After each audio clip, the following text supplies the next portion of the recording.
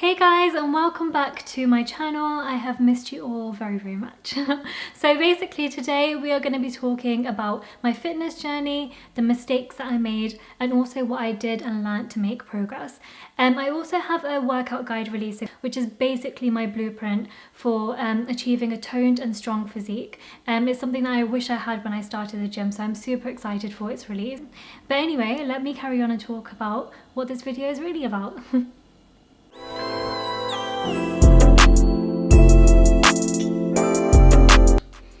Okay, so to get started on this journey, we are going to take a step back to 2014, a very long time ago, but that is when I started university.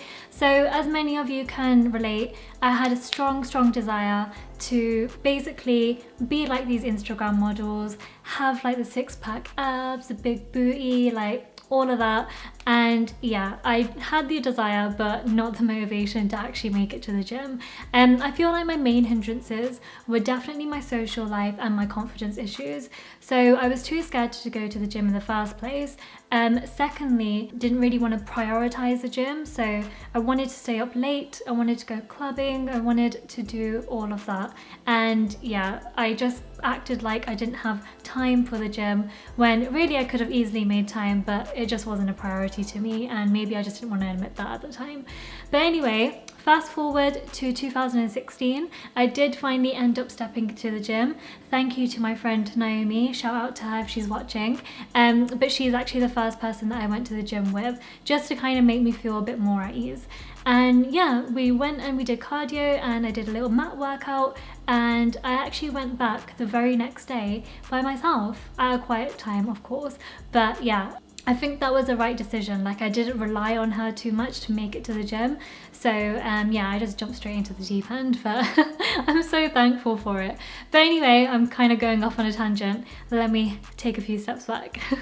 So a few weeks passed by, and I finally built up the courage to go downstairs. So in my gym, the downstairs section is basically mostly like weights. There are some cardio machines and all the weight machines are there. So I went downstairs, I did some cardio, I didn't touch any weights. I basically only went downstairs just because I wanted to like snoop around. And I highly recommend this for anyone who doesn't like know how, or not know how, but doesn't know where like all the weight stuff is. Because when I used to go downstairs and I used to look around, I kind of used to do it to make sure I knew where machines were, I knew how people like use the weights, how people put the weights back, like where they used to put them, and how they used to wait for other people like to finish their set. Like every little thing, I wanted to be perfect at it when it was my time. So I literally just used to watch and see what other people were doing. Luckily also, when I used to go downstairs and I used to try out the machines after doing some research online, they do have instructions on the machines, and I feel like most gyms do this, but it really helps, especially when you are kind of a bit nervous and you do know what you're doing, but you just need that gentle reminder. There were also some mats downstairs, so I used to do my machines and then dumbbell workouts. But the more I kind of did that and the more consistent and confident I became with that, I did really want to use the barbells. So I did ask a PT for help, and yeah, then my weight training journey properly began, I guess. So when I first started like lifting weights, I knew nothing about like the perfect form for a squat, deadlift, anything like that. I was completely clueless. So I was literally so thankful for this PT because we actually became really good friends. So shout out to Elijah, because he really like kicked off like my gym journey. And if it wasn't for him, God knows how long I would have taken to like actually like lift weights and go to a barbell, or even just use like the bigger leg press, anything like that he helped me with. So yeah, I am like forever thankful for the help that Elijah gave me, just because of him I actually became confident in my lifts, which is something that I was very scared about because I really wasn't trying to break my back going to the gym. And my form improved, like little things like that, and it just gave me the confidence to come by myself, do like a little barbell workout, and actually feel happy with the fact that I've done it correctly too.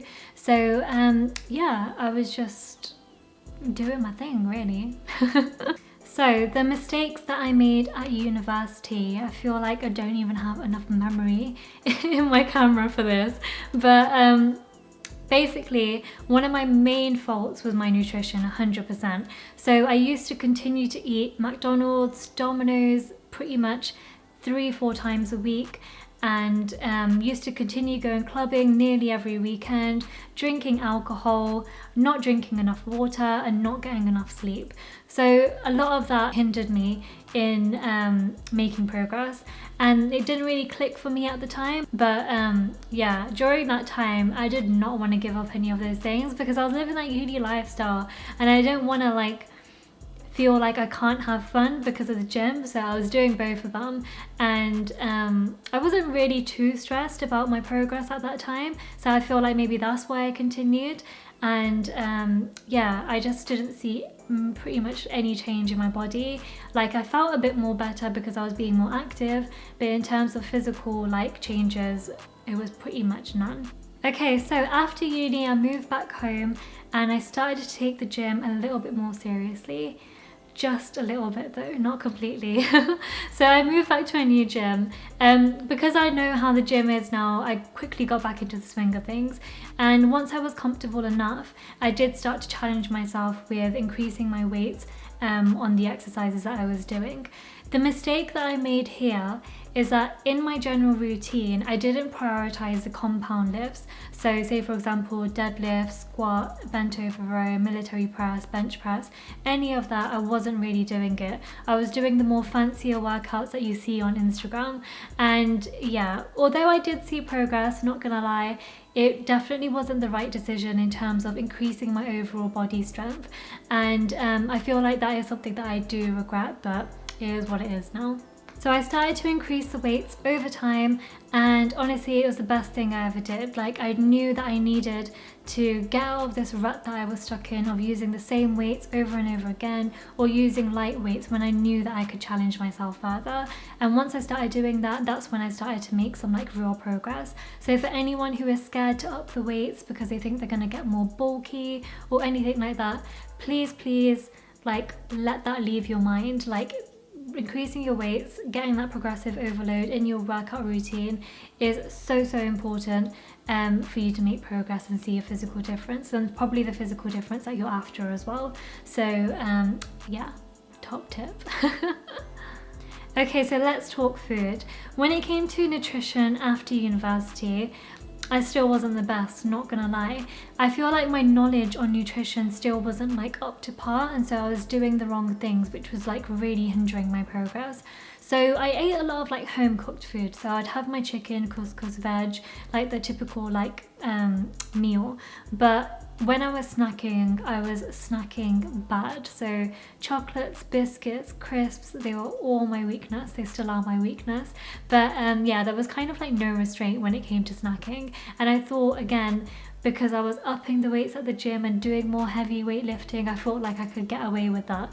But obviously I wasn't in a calorie deficit, and I didn't realize this because I wasn't tracking my calories or my macros at the time. And this was definitely like a big mistake because, like I said, it hindered my progress, and I wasn't getting like the best results I could possibly achieve. And I was probably doing this style of eating for almost a year after university, so that set me back quite a lot because even though like I was seeing progress like muscles wise and the physical difference from my training, I wasn't getting as much as I could just because I wasn't eating right and I couldn't be bothered to track my calories. But yeah, I didn't realize until later, which is like now, when I am tracking my calories and macros, like it's not as much of a chore like as I thought it would be. Okay, so we are finally caught up to now. Now I'm going to tell you guys what I currently do for my training and how I am currently eating.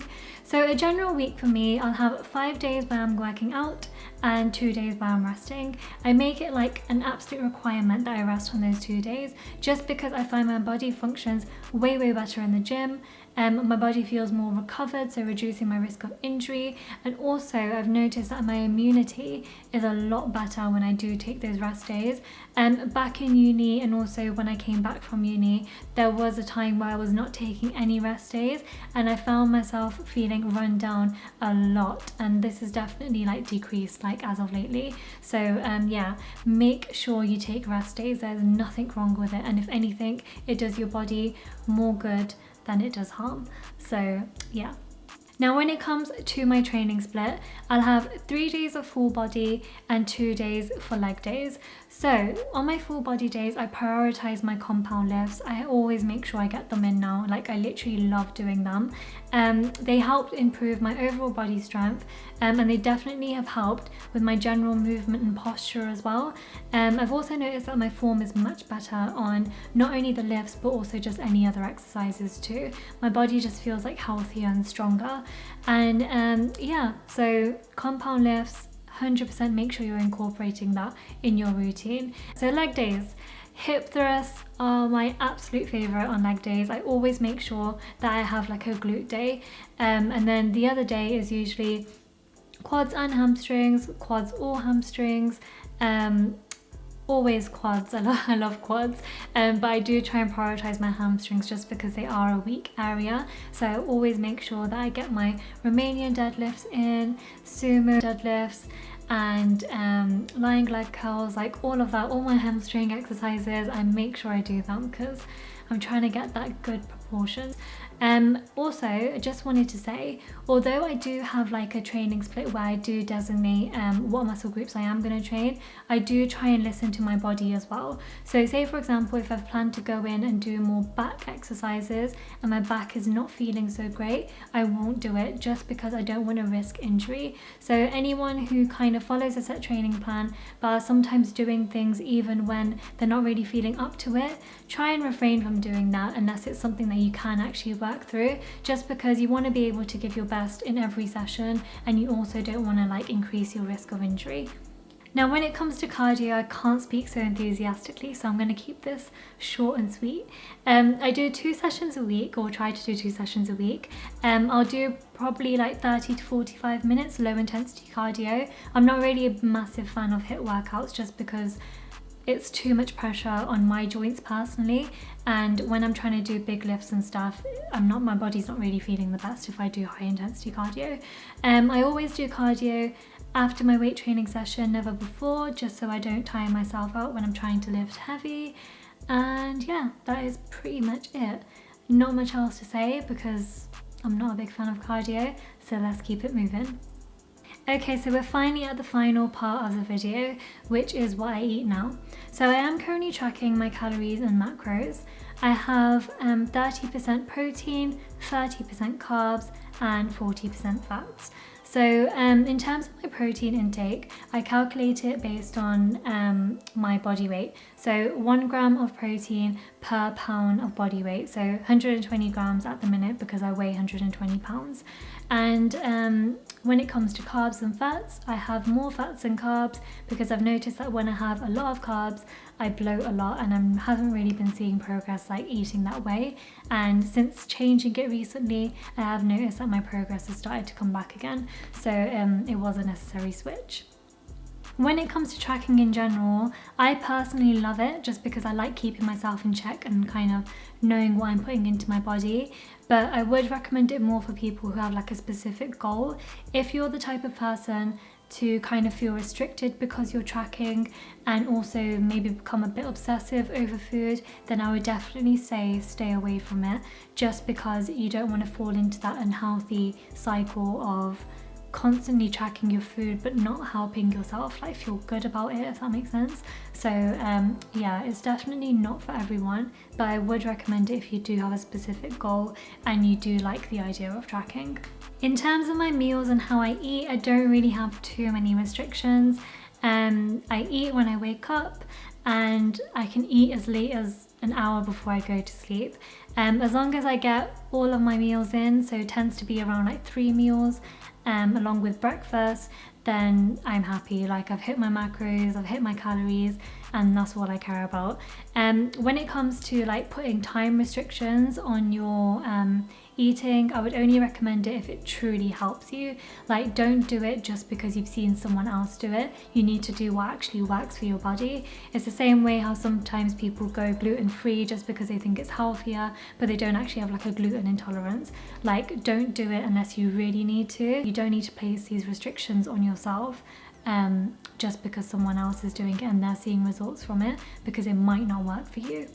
Okay guys, so that is it from me. Thank you so much for watching. I know I've cut it short on nutrition, but it's because I want to save it for another video where I go in depth about my nutrition, my food choices, and what I eat in a day. So stay tuned for that. Other than that, I hope you've enjoyed this video and learned a few things. And if you have, please don't forget to like, comment, and subscribe. But yeah, catch you guys later. Get it done. You're almost at the end. Almost at the end. Yeah, I just, what's it called? Lost my train of thought just now. But yeah, so I need to read my lines.